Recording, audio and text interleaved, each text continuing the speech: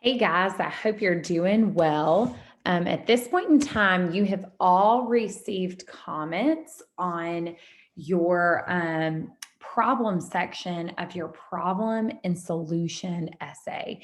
So, after you watch this lecture video, please make sure that you go back to the discussion board, look at the comments that have been made on your thread, and you'll see a document that's from me.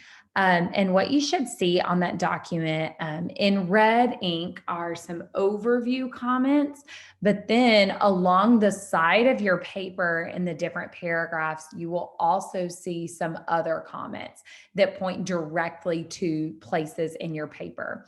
If you do not have Microsoft Word downloaded to your computer, there is a good chance you will not be able to see those review comments. You'll be able to see the overarching ones, but in red, but not the comments on the right side of the paper.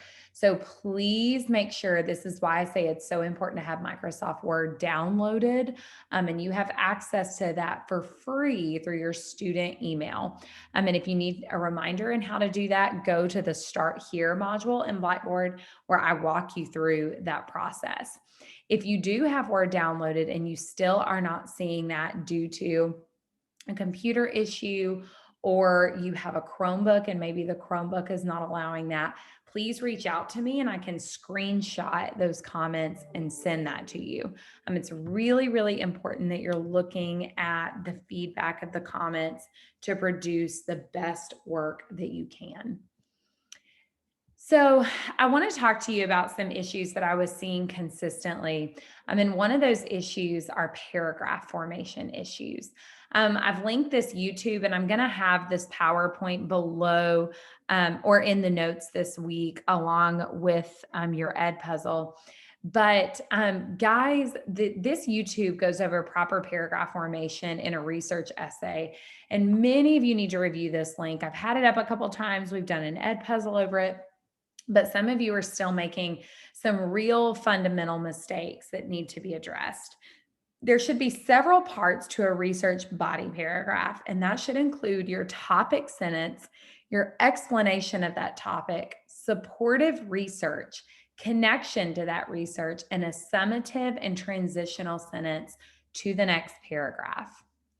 So let's talk about your topic sentence issues. And I think part of the problem is some of you are not understanding how to cohesively consider an argument in light of your outline. So the outline asks you to consider a lot of cause and effects and how the problem came to pass, but that doesn't mean that you're writing a cause and effect essay. You should be using that information to compose an argument. Because as I've said, the first half of your essay is solely an argument. You are arguing that this is a problem that is worth solving. So, first of all, a topic sentence should be in your own words. Some of you are starting with research and you're using a research quote, and that's not acceptable for academic writing. A topic sentence should be argumentative in nature. It should be focused on one idea, and it should approach the paragraph in a way that is not just a true statement. Some of you are just giving facts for your topic sentence. Some of you are trying to jump into a cause and effect, and you're saying the reason this happens is because A, B, or C. And that's not an argument. An argument is trying to compel your audience to realize the severity of the problem.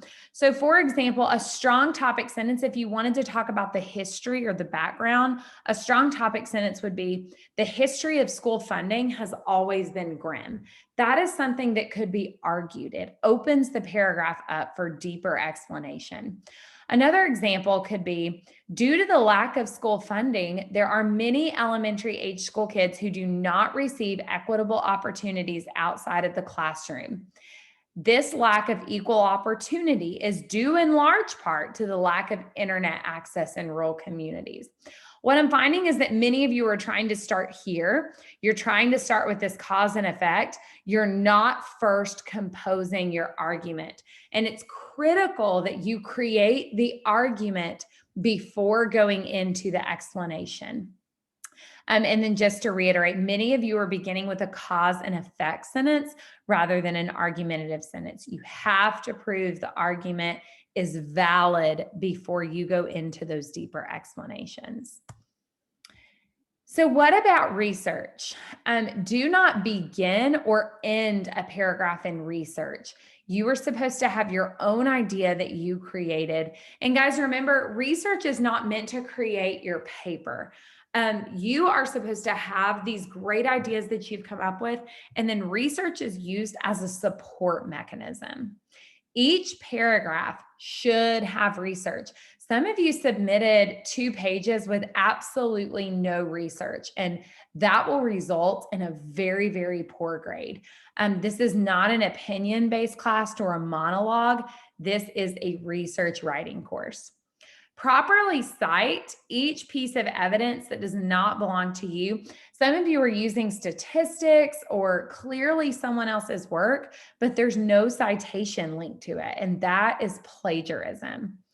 And then just remember, when you use research, you should introduce the author or the article title if there is no author available. So for example, let's pretend your writer was Dr. Martin Smith. And the first time you use a work, I would recommend using both names just for the tone to be professional. So for example, Dr. Martin Smith claims that 65% of rural community children struggle to have high-speed internet. And then you see the page number located right after that with the period at the end. If you choose not to use their name in that introductory phrasing, then you can say research suggests that 65% of rural community children struggle to have high-speed internet. And then as you can see, there's the last name with the page number in the in-text citation, and the punctuation is outside of that last parenthesis. So remember, these are just a few key things that I saw for the overall organization.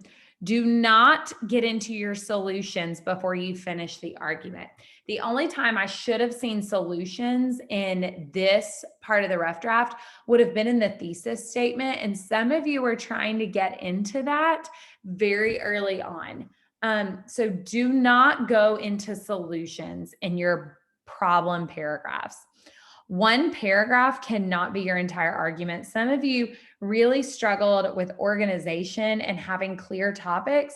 So you had one paragraph with lots of different topics, and that is just not going to work organizationally. And that's a big indicator that there are organizational and structural issues.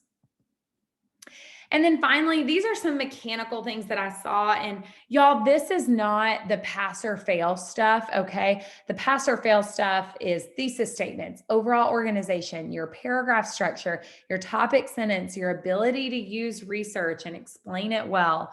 But the mechanics are kind of those small issues that can become really distracting if they're super repetitive. So first of all, comply with MLA format. Make sure you have headers, a title, Times New Roman, double spacing, and 12-point font and indentions. And then this is a big one. Do not use first or second person point of view language. That can definitely be a letter grade make or break.